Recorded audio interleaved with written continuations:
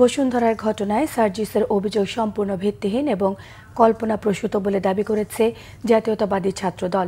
শুক্রবার বিকেলে নয়াপল্টন বিএনপি কার্যালয়ে সংবাদ সম্মেলনে ছাত্রদলের সাধারণ সম্পাদক নাসির উদ্দিন জানান, বুধবার রাতে নর্থ সাউথ বিশ্ববিদ্যালয়ের শিক্ষার্থীদের সঙ্গে জাতীয় নাগরিক পার্টির নেতা সার্জিস আলমের সঙ্গীদের সঙ্গে অনাকাঙ্ক্ষিত ঘটনা ঘটেছে।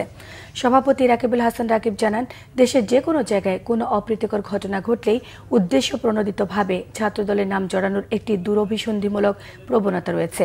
রাকিব জানান, সার্জিসের সঙ্গে শিক্ষার্থীদের বিরোধের সূত্রপাত নাগরিক পার্টি এবং গণতান্ত্রিক ছাত্র সংসদের মধ্যকার ঢাবি বনাম প্রাইভেট বিশ্ববিদ্যালয় নিয়ে চলমান অভ্যন্তরীণ কোন্দল থেকে।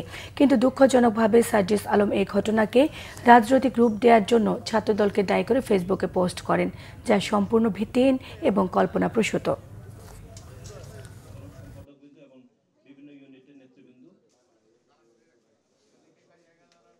নর্থ সাউথ বিশ্ববিদ্যালয়ের শিক্ষার্থীদের সাথে সার্জিস আলমের বিরোধের মধ্যে কোনো ছাত্র দলের নেতা কর্মীর উপস্থিতি ছিল কিনা আমরা তা পর্যালোচনা করে দেখছি।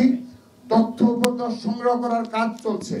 যদি ছাত্র দলের কারো কোনো ন্যূনতম অসাংগঠনিক সংশ্লিষ্ট থেকে থাকে তাহলে আমরা ছাত্র দলের পক্ষ থেকে আন্তরিকভাবে দুঃখ প্রকাশ করছি।